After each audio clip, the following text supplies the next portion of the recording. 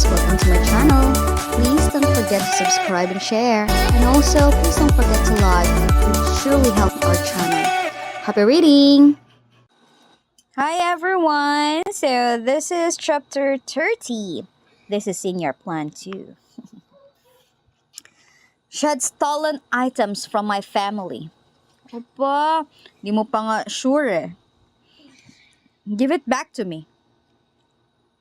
Ba, napaka-magmataas mo talaga, ate girl. Di ba? I didn't steal it. The jade pendant, it's mine. Di ba? Sa kanya nga. What about the jade ring? It accidentally dropped into my pocket, and I only noticed it when I got home. That's not what you said earlier on. You admitted that you stole it. Di niya inadmit, no? Sinabi niya lang. Please show me the jade pendant. O, di ba? Sure. Tingnan natin.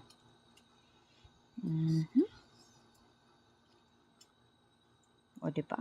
O, ngayon nakita mo na yan. Di ba, President, sa'yo galing yan? Ikaw nagbigay niyan.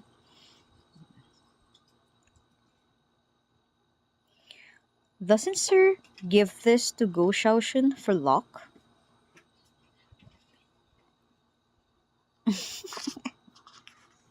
Yung kapatid nagbigay ng Buddha.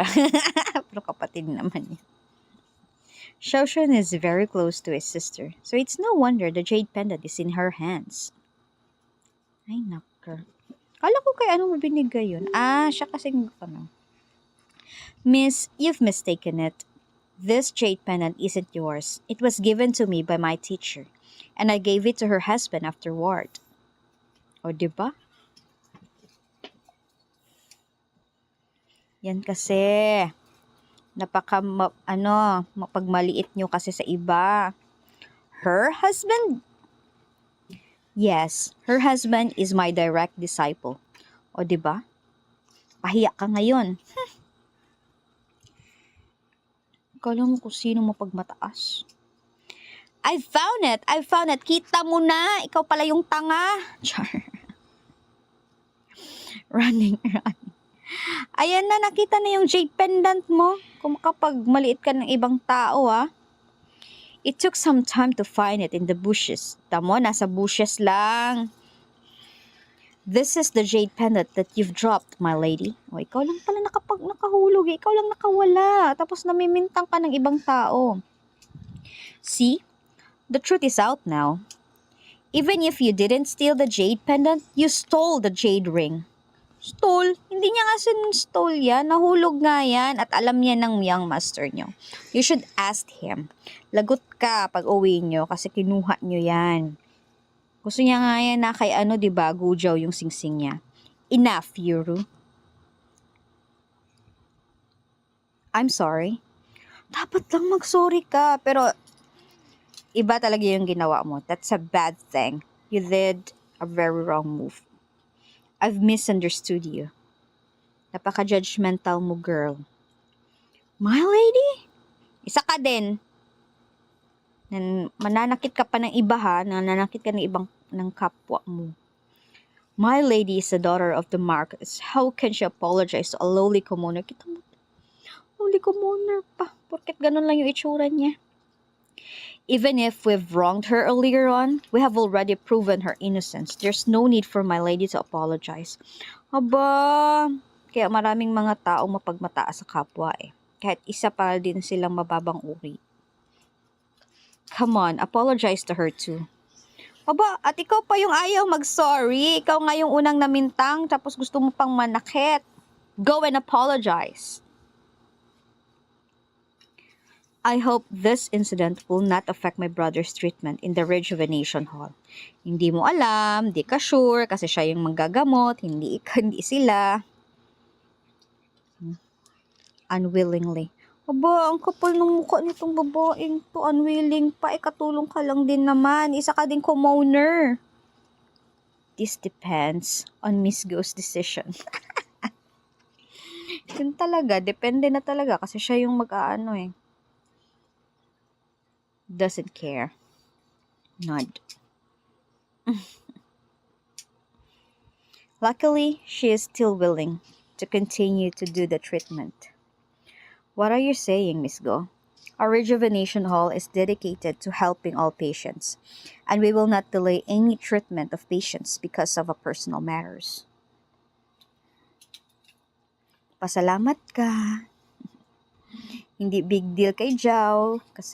Pero pareho silang go. Bakit pareho silang go? Thank you. We'll take our leave now. So, malis din kayo. The Go family. Diba go din si Jao?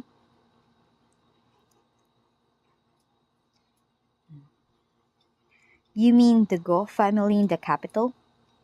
Who else could raise such a pure and noble daughter? Pure and noble? Di porkat nag-sorry siya, pero yung treatment niya kanina iba. That's great! Back up. The restoration of the academy has been completed. O bakit ka Ba't parang masaya ka na aalis ka sa bahay? Anong meron? Ha, Yuliang? As soon as I get to live in it. Ba? Tatakasan mo yung asawa mo? Anong problema mo? Ba't mo tatakasan si Jao?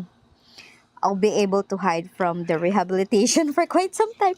Ayaw niya mag-practice. Ayaw niya mag-exercise. Jao! Busted. Yuliang is running away. Lagot ka ngayon. Hobby?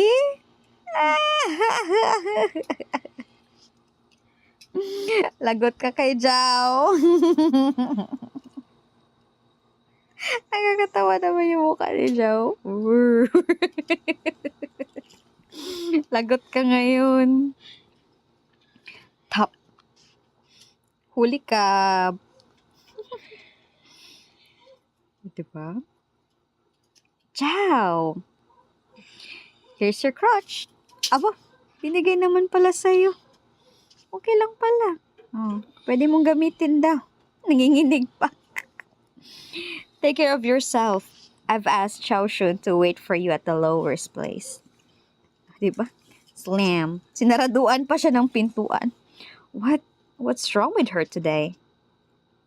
Ayaw mo yan, pinaalis ka na nga. By the way, I forgot to tell you that I talked to President the last time I paid him a visit. Craig. Kinausap na niya yung President. You don't have to stay in the academy for this few months until you have fully recovered. Hindi ka pa rin pwede magstay sa academy. Hangat hindi ka nakakalakad ng maayos, akala mo ha, makakalusot ka. No. Hindi ka makakalusot. Tingnan natin anong mangyayari. Saan mo siya papunta? Sa academy siya papunta, di ba? Running. Oy. Good morning, brother-in-law. Ay, si Dashun. Oh, Xiaoshun? Ay, pangalan nito basta. Yun na siya. Brother-in-law, why are you bringing baggage? Aren't you going to leave at the academy? Akala niya makakatakas na talaga siya. Since you aren't living there, so of course, I'm not either. I need to accompany you so that there's someone to rely on if something happens on the way. O, diba?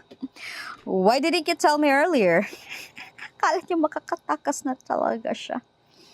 Smart ass.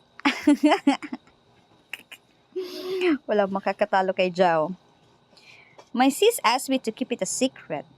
She said it was a surprise for you. How is it? Aren't you surprised? Happy? Good job.